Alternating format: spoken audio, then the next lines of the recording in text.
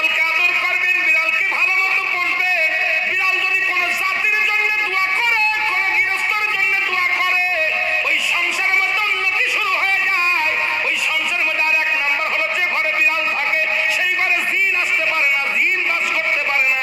আর একটা ঘোষণা শুনে নেন, নবীজি বলে গেছেন, যে ঘরের মধ্যে বিড়াল ছানা বাস করে ওই ঘরের মধ্যে জিন জাতি প্রবেশ করতে পারে না।